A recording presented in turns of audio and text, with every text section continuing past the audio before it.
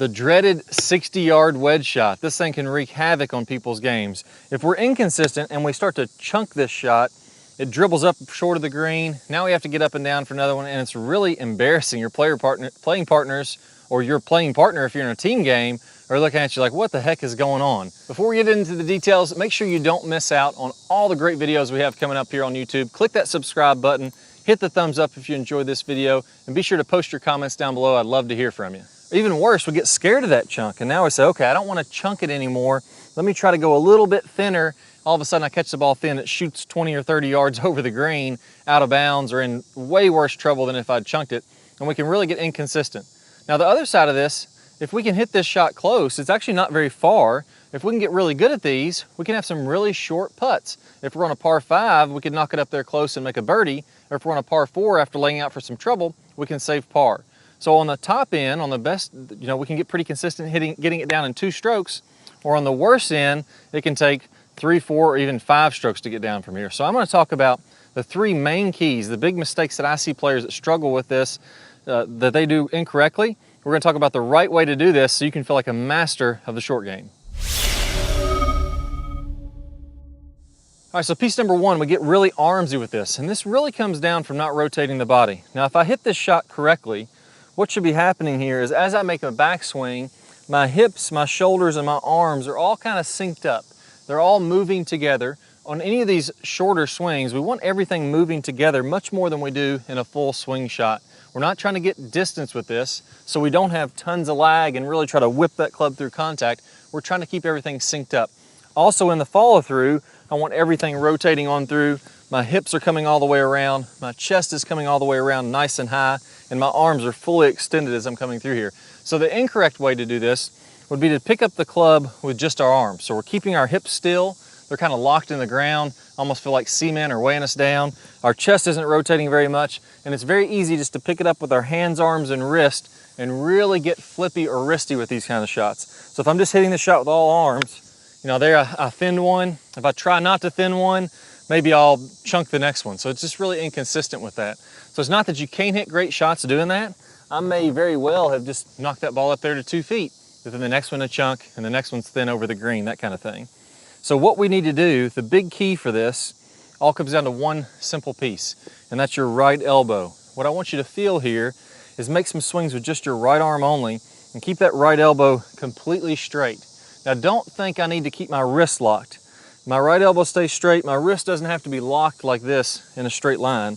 I can go ahead and let my wrist hinge, so my arm is straight. If I had a kind of a cast over my elbow here, my arm could be straight, but I'm letting that club hinge and I'm letting it swing under its own momentum. So make about 10 or 15 swings doing this. Go ahead and take your right hand, put it over top of your left hand, put it over top of your right elbow, and make some swings like this in your house. What you'll notice is I have to get my legs, my hips, my shoulders moving more to allow me to feel like there's some flow to this. If I try to use all arm, then it really feels bad. So I've got to let everything go back and let the momentum of my swing build the momentum in the club head gradually. So 10 or 15 swings doing that. Then when you go out to the course, grab a golf ball and really focus in on that idea of soft wrists. So go ahead and let those wrists hinge, but keep those arms straight and let the body, the pivot of the body, really do all the work.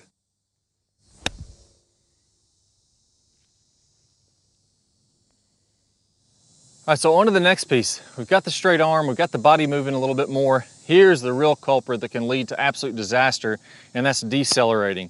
I've got a great drill for you to really make sure that you accelerate through all these.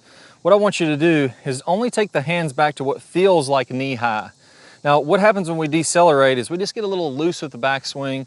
We start taking it too far back, and before we know it, we say, okay, well, I'm stopping right here. But if we looked at it on camera, we'd be way back up here somewhere, and then we have to naturally slow down. As we slow down, that club face wants to overtake my hands. So it's kind of like we talk about in some other videos, how if you can imagine a fan blade, and I had this club tied to this fan blade. Well, as long as the fan blade keeps on spinning and keeps on rotating, this angle is going to be retained. So it's conservation of angular momentum. But if I slow this fan blade down, what's going to happen? That's going to whip right on past. The exact same thing happens in this golf swing. If I go too far back, I accelerate, and then I have to slow down, and that club wants to whip past. As the club face starts to overtake the hands, the face gets really unstable and there's really no way to get control over that. So the trick to this is to get really exaggerated in what we're gonna do to make sure that we accelerate. So again, like I said, we're coming way back here somewhere and then slowing down, making a short finish. What I want you to do is to have the feeling that you're only taking your hands back to knee height and then you're really accelerating on through there. Again, you're gonna have to use a lot more body, and I'm gonna come all the way to what feels like a full finish. The goal of this is to not hit great shots. You're not gonna, stick these 2 feet from the hole every single time, but it's gonna kick the bad habit of making that long backswing. So again, I'm gonna feel like I'm high. Hit that one pretty good, right on the flag. So again, if you don't hit a good one, that's completely fine. Do 5 or 10 of those to really break the habit. Now you'll notice when you watch that video, I said I was knee high, but in reality, I came much farther back than that, and you're gonna do the same thing too. So if we concentrate on making it just a little bit shorter, it's gonna keep going farther and keep going farther back, and we're gonna struggle with this for days or weeks or even months. Let's kick the habit, try to go way, way short, and then really accelerate on through. It'll force us to make a good swing.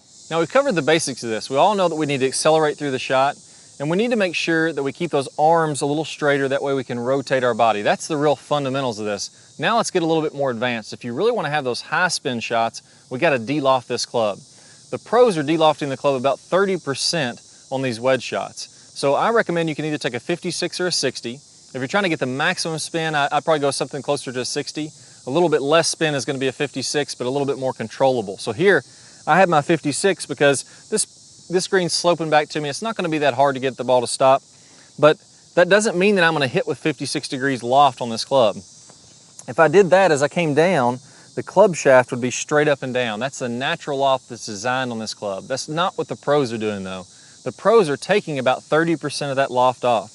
That would leave me with around 39 degrees of loft on this 56 degree wedge at impact.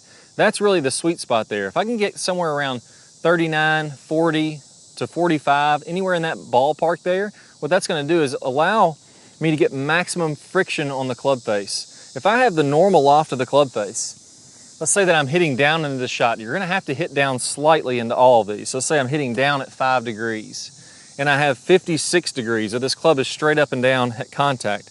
What happens is that's a very glancing blow. If you want to imagine this a little bit more extreme, let's imagine I had this club face wide open, 90 degrees. There's no loft on this club, or all the loft on this club possible. It's pointing right up toward the sky. If I was to swing and try to hit this golf ball, the golf ball wouldn't have enough friction on the face to really grab the face and start to spin. It would just slide. It would come out very high. It really wouldn't have a lot of spin on it though. As I start to de-loft the club a little bit more and a little bit more, it gets more and more friction until it reaches its maximum friction.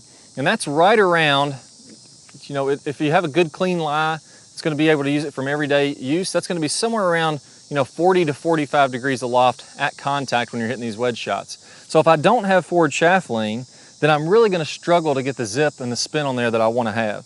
So on these, we really want to make sure that that shaft is leaning forward as I'm coming to contact. There's a couple key points with this.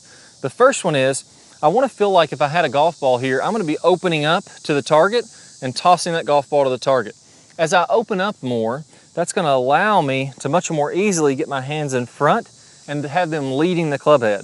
If I keep my body facing this golf ball, again, I have to use all hands and arms again, and I'm pushing across my body, and I'm going to tend to chicken wing. Don't want that left arm to fold up, and I'm going to tend to push that club face ahead and add some loft to that. So that's the first piece here. I really want to feel like I'm opening up to the target.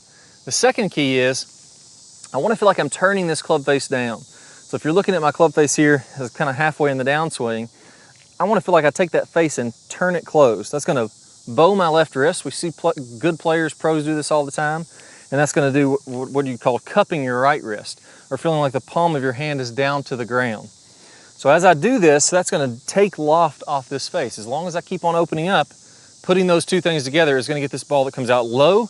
It's got tons of spin, and then it stops on the green. So keep the arms straight. That way the body works more aggressively to keep you going through the shot, and you're less armsy. Feel like you really take a shorter backswing and a more aggressive follow through to the finish. That's going to keep you accelerating through the golf ball. And then finally, if we can de-loft this club, we're going to hit some great low spinning or high spinning shots that launch really low, just like the pros.